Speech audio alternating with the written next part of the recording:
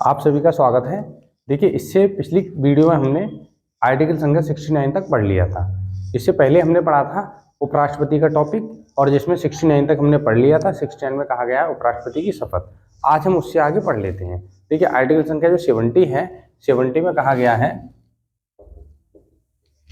कि ऐसी आकस्मिक स्थिति जिसका संविधान में वर्णन नहीं किया है। ठीक है, तो लिख लेते हैं, ऐसी आकस्मिक स्थिति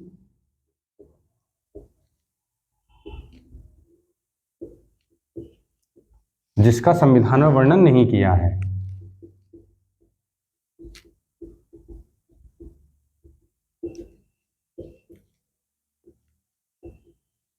जिसका संविधान में वर्णन नहीं है, ठीक है ना। मतलब ऐसी कोई भी स्थिति हो सकती है जिसका संविधान में वर्णन नहीं है। अगर उस स्थिति से हमारे जो देश के राष्ट्रपति हैं, यदि राष्ट्रपति का पद रिक्त होता है तो उस स्थिति में उपराष्ट्रपति राष्ट्रपति के पद को संभालेंगे। बस इसमें ये आपको ध्यान में रखना है, यानी कि ऐसी आकस्मिक स्थिति जिसका संविधान में वर्णन नहीं है। ठीक है, उस स्थिति के तहत अगर राष्ट्रपति का पद रिक्त होता है तो उस रिक्त पद को उपराष्ट्रपति संभालेंगे। समझ में आ गया? चलिए अब देखिए आर्टिकल संख्या 71। ठीक है, देखिए 71 में कहा गया है कि उपराष्ट्रपति और राष्ट्रपति, यानी कि राष्ट्रपति और उपराष्ट्रपति से संबंधित कोई भी विवाद होगा वो सुप्रीम कोर्ट में सुलझाया जाएगा, है ना। यानी कि उपराष्ट्रपति कौमा राष्ट्रपति से संबंधित विवाद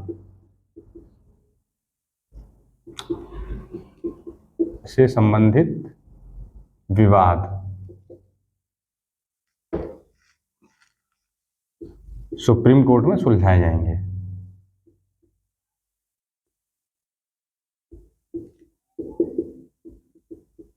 समझ में आया? यानी बहुत तमाम प्रकार के विवाद हो सकते हैं, या हो सकता है इन्होंने अवैध तरीके से निर्वाचित हो गए हों।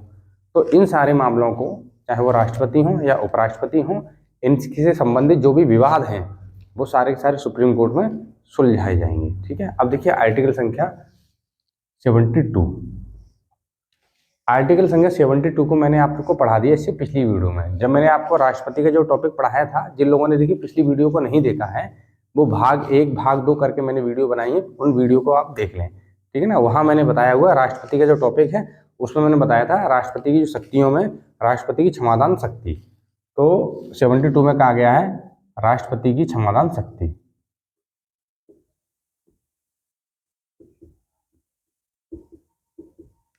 क्षमादान शक्ति, ठीक है ना। वहां मैंने डिटेल में बताया है क्षमादान की शक्ति कितनी प्रकार की होती है, 5 प्रकार की। ठीक, तो वो वाली वीडियो देख लेंगे।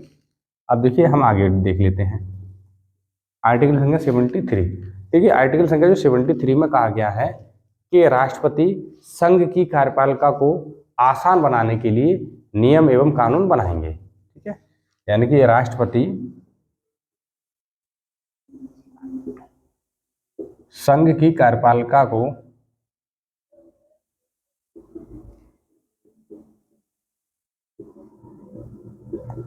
आसान बनाने के लिए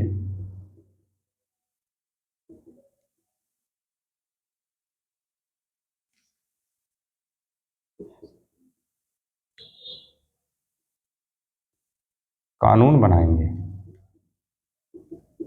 या हम कह सकते हैं कानून या नियम बनाएंगे। ठीक है ना। अब देखिए आर्टिकल संख्या 74 में कहा गया है कि राष्ट्रपति की यानी कि राष्ट्रपति को सलाह के लिए या उनकी सहायता के लिए क्या होगी, एक मंत्रिपरिषद होगी। राष्ट्रपति को सलाह एवं सुझाव के लिए क्या होगी, मंत्रिपरिषद होगी।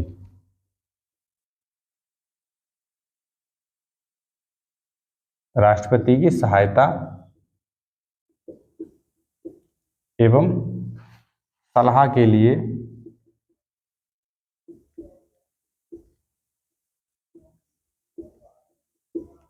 मंत्रिपरिषद होगी। यानी कि मंत्रिपरिषद की चर्चा किसमें की गई है, आर्टिकल संख्या 74 में कहा गया है मंत्रिपरिषद होगी। ठीक है ना। हालांकि जो मंत्रिपरिषद के जो अध्यक्ष होते हैं वो पीएम होते हैं। मंत्रिपरिषद के अध्यक्ष कौन होते हैं, प्रधानमंत्री होते हैं। अब आगे देखिए 75 में कहा गया है मंत्रिपरिषद से संबंधित अन्य प्रावधान।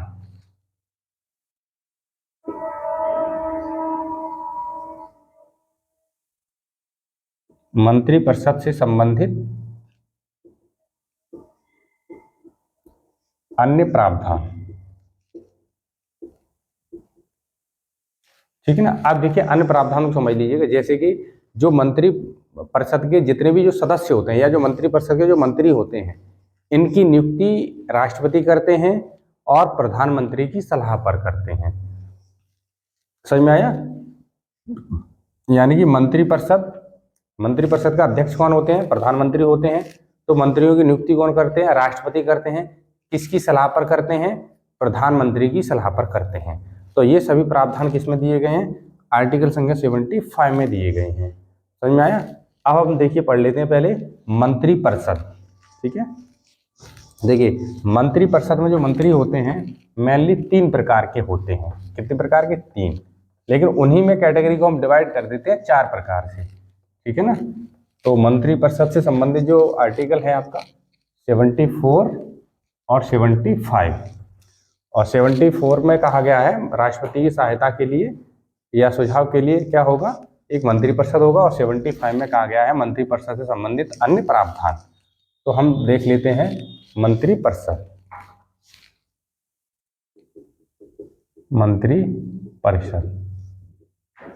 तो देखिए पहला प्रश्न तो ये है कि जो मंत्री होते हैं लोकसभा से या लोकसभा की जो संख्या से 15% से अधिक नहीं बन सकते हैं।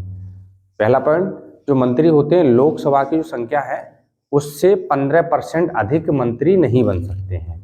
तो मैं नहीं तो जीत के संसद जाए भाई हमें मंत्री का पद दे दीजिएगा, हमें मंत्री पद का पद दे दीजिएगा, लेकिन 15% से अधिक मंत्री नहीं बन सकते हैं। तो मैं अब देखिए मंत्री, तो मैं लिख देता हूँ मंत्री परिषद के जो अध्यक्ष होते हैं, अध्यक्ष होते हैं पीएम। समझ में आया? अब यहाँ देखिएगा मंत्री होते हैं मुख्यतः 4 प्रकार के, 3 होते हैं। देखिए तो एक तो होते हैं कैबिनेट मंत्री, ठीक है। दूसरे होते हैं राज्य मंत्री। तीसरे होते हैं राज्य मंत्री स्वतंत्र प्रभार,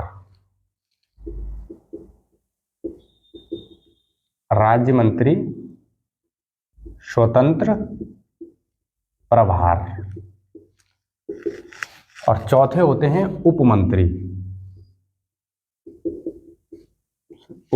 अब इन्हें समझ लीजिएगा। देखिए कैबिनेट मंत्री होते हैं, ये अपने निर्णय को लेने में स्वतंत्र होते हैं, यानी सबसे बड़े होते हैं या उच्च लेवल पे होते हैं। कौन होते हैं? कैबिनेट मंत्री होते हैं, और ये अपने निर्णय को लेने में स्वतंत्र होते हैं। दूसरे नंबर पे आते हैं राज्य मंत्री।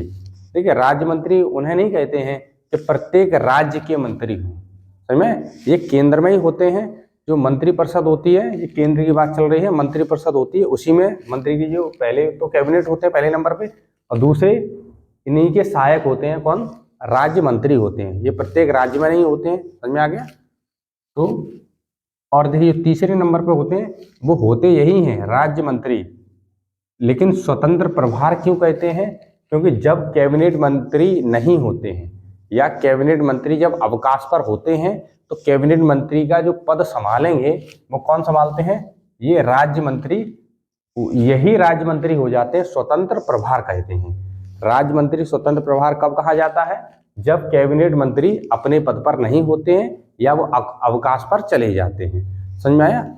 अब देखिए उपमंत्री हैं, ये सबसे निचले स्तर पे होते हैं, यानी कि इनके जो सहायक होते हैं, राज्य मंत्री के सहायक जो होते हैं वो उपमंत्री होते हैं। समझ में आया? अब देखिएगा मंत्रिमंडल। अब मंत्रिपरिषद से कुछ प्रश्न और समझ लीजिएगा।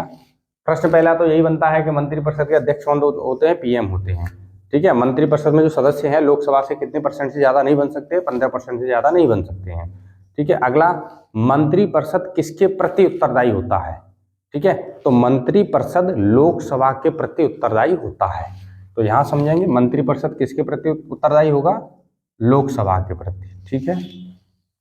अगला प्रश्न देखिएगा, अगर प्रश्न आता है मंत्री व्यक्तिगत तौर पर किसके प्रति उत्तरदायी होते हैं, तो राष्ट्रपति के प्रति, ठीक है। व्यक्तिगत तौर पर राष्ट्रपति, ठीक है। व्यक्तिगत तौर पर राष्ट्रपति के प्रति उत्तरदायी होते हैं और वैसे मंत्रिपरिषद लोकसभा के प्रति उत्तरदायी होते हैं। अब देखिए अगला पॉइंट समझिएगा।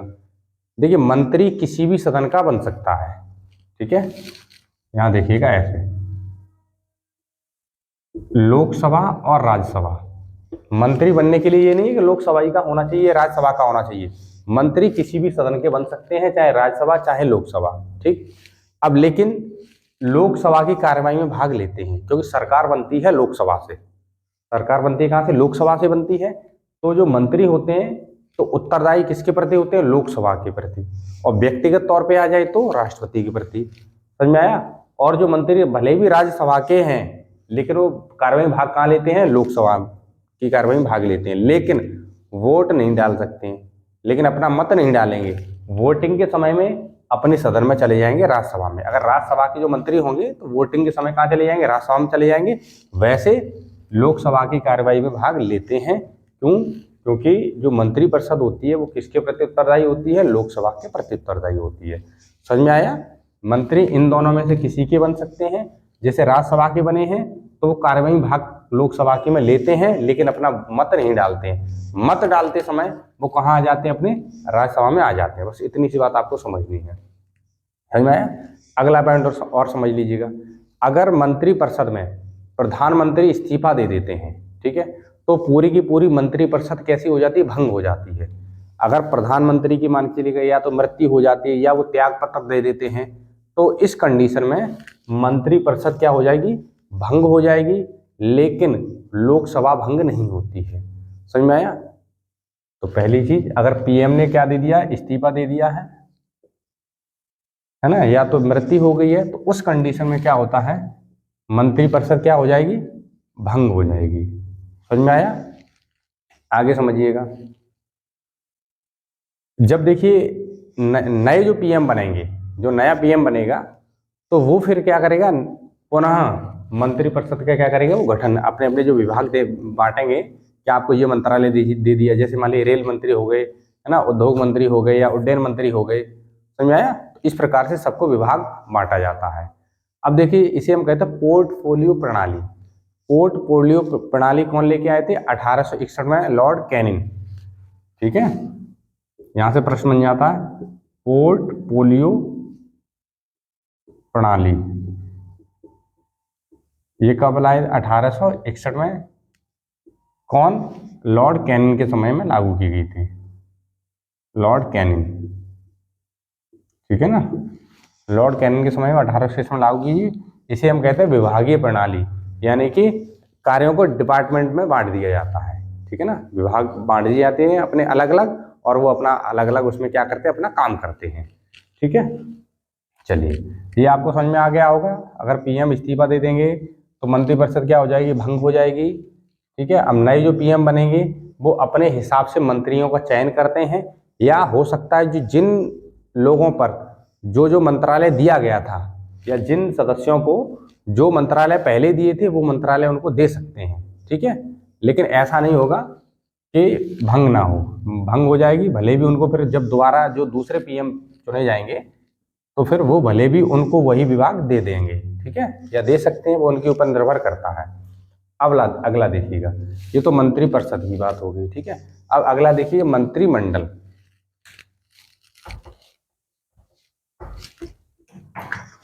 मंत्रिमंडल,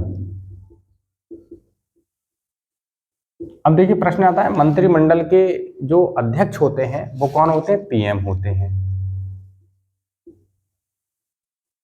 अध्यक्ष कौन होते हैं? पीएम होते हैं। समझ में आया? अब यहां देखिएगा, अब मंत्रिपरिषद में कौन कौन होते हैं? देखिए जो यहाँ के जो कैबिनेट मंत्री होते हैं, ठीक है, वो इसमें भाग लेते हैं या इसमें होते हैं, मंत्रिमंडल में ही होते हैं कैबिनेट मंत्री। कैबिनेट मंत्री कहने का मतलब सीधा सीधा आप एक लाइन में इस चीज को ध्यान में रखिए, जो मंत्री अपना निर्णय लेने में स्वतंत्र हैं।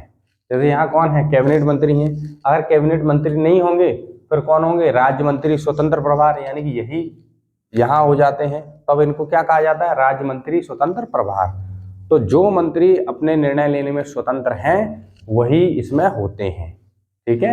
अगर कैबिनेट मंत्री नहीं होंगे तो फिर कौन होंगे? राज्य मंत्री स्वतंत्र प्रभार, स्वतंत्र प्रभार। समझ में आया? अब देखिए प्रश्न बनता है मंत्रिमंडल शब्द की चर्चा किस अनुच्छेद में की गई है? तो मंत्रिमंडल शब्द की जो चर्चा की गई है आर्टिकल संख्या 352 में की गई है। ये हालांकि मैं आपको बता चुका हूं 352 में मंत्रिमंडल शब्द की चर्चा की गई है। समझ में आया? अब देखिए एक होता है सुपर कैबिनेट, यानी के संथानन ने योजना आयोग को ही सुपर कैबिनेट कहा है। समझ में आया? सुपर कैबिनेट,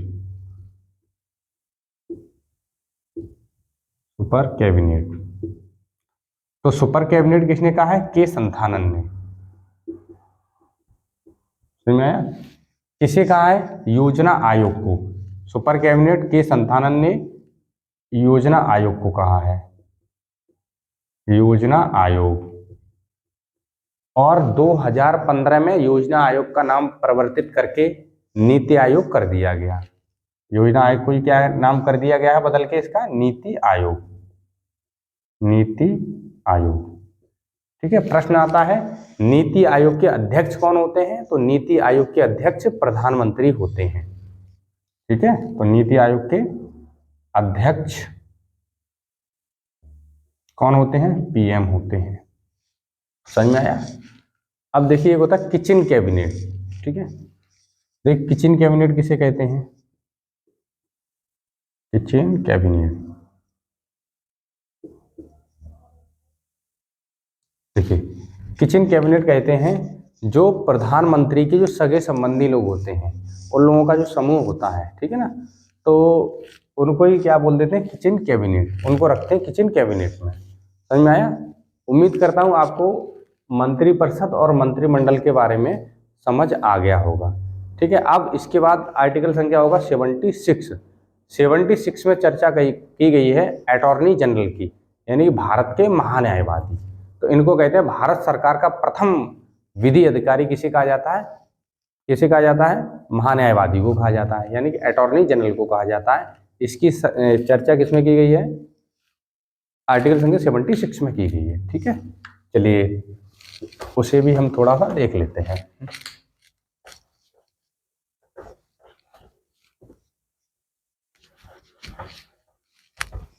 चलिए फिर नेक्स्ट वीडियो में उसको पढ़ते हैं। ठीक है ना। आर्टिकल संख्या जो 76 है उसे हम अगली वीडियो में देखेंगे, भारत के महान्यायवादी। इसके बारे में ठीक प्रकार से चर्चा करेंगे।